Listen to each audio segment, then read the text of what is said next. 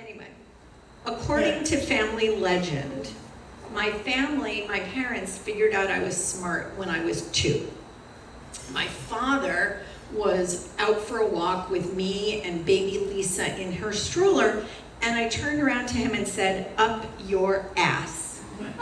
Yeah, well, now that's kind of on brand, I know. But then it was fairly shocking, and he said, "Where did you learn those words?" And I said, "It's right there on the sidewalk." And he came running home with me and with Lisa saying, "Oh my God, Esther, she can read." And from that moment on, ostensibly, I was the smart kid. They sent me to a Montessori preschool, which at the time was kind of radical, where I was taught to sing Sur le Pont d'Avignon en français, and much fuss was made over me when I accomplished this.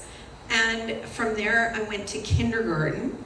And at the end of kindergarten, some administrator told my parents that because I could read and more or less add, I didn't need what they were selling in first grade, and I was sent straight on to second grade.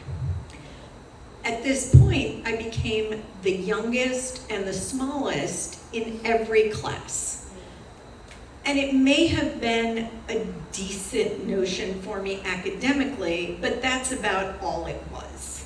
Socially, not so great. I was sent back, instead of recess on the playground, I was sent to read to the kindergartners. And like this was some sort of enrichment program for me or something. And the other kids knew about it, which did nothing to improve my situation. And plus, if I'm being honest, for somebody who was supposed to be so smart, I just could not figure out how to stop alienating my peers. And I didn't just act like I thought I was smarter than they were. I knew I was, because all the grown-ups were telling me so. So I made a couple of friends, and I have second grade and I have third grade, and now it is the first day of fourth grade at Maple West Elementary School. I am short and chubby. I have this shock of brown hair that kind of sticks out from my head. I have thick glasses, and in the corner of my right lens, my initials are stuck on like a monogram. Like, I think this is cool as shit. My teacher this year is Mr. Crane, and I am psyched because Mr. Crane is the nice one.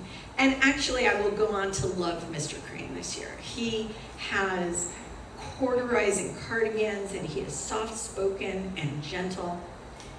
Now, on this first day of school, right, the thing is, I'm telling you, they had all these weird ideas in the 70s. And my class is not just a fourth grade class. It is a combined fourth and fifth grade class. And the idea is you'll be there for 2 years, right? But remember, in my class, it's fifth graders and fourth graders and me. I am younger than the older children by 2 full years. So Mr. Crane says, I'm gonna call roll at this point, right? And he says, when you're here, tell me you're here. When I call your name, tell me you're here. And if you have a nickname that you like to be called, let me know. And I think about this for a second, right? Because I don't have a nickname. Terry is my whole name. It's not short for Teresa or anything. But I might like to have a nickname. Nicknames are cool, right? So my last name starts with W, Wolfish, and I have time to listen to him go through all the other children. I have time to formulate a plan. I also have time to reconsider my plan, but I do not do this. So I'm sitting at a table with my friends, Nancy E. and Nancy M.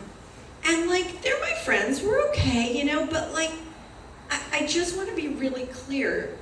You shouldn't think we're sitting anywhere near the cool kids in the cafeteria. We are like this little island unto ourselves. Me with the monogram glasses, Nancy M. with her big braces, we're there. So Mr. Crane starts calling names, right? And there is an Anthony who likes to be called Tony. There is a Margaret who likes to be called Peggy.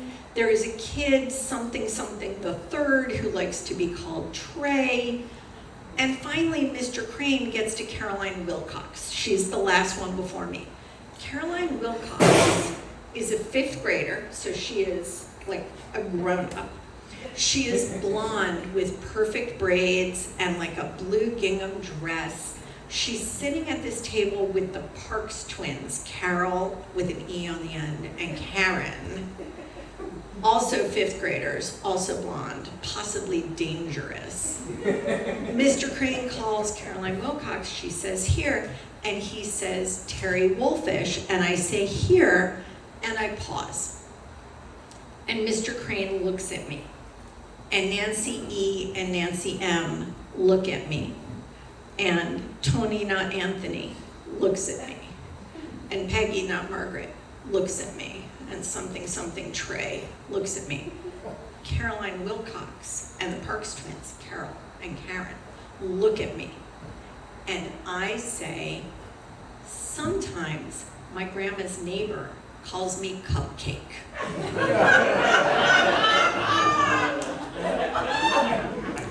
And in this moment, my fate is sealed. And you would think that for such a smart kid, I learned something in this moment, but you would be wrong. I learned exactly nothing. And I continue to engage in these really questionable choices. In middle school, I will dance with the principal at the sock hop, a slow dance with the principal at the sock hop. In high school, I will start to drink and get high and seek attention from boys who do not deserve my energy. And in college, I will do bad things. And this goes on for a long time, but eventually, I kind of wise up, right? I marry well to a good man. I raise a couple of good kids. I make lifelong friendships with people who understand that I am smart enough to go on Jeopardy and stupid enough to get lost in the backyard. And they love me anyway. A couple of weeks ago, I'm at Starbucks with my friend Julie, and I placed my order, right, for my cappuccino. And the barista asks my name for the order, and before I have a chance to answer, Julie kind of elbows me out of the way, looks at me, looks at the barista, and goes, "Color Cupcake." Thank you.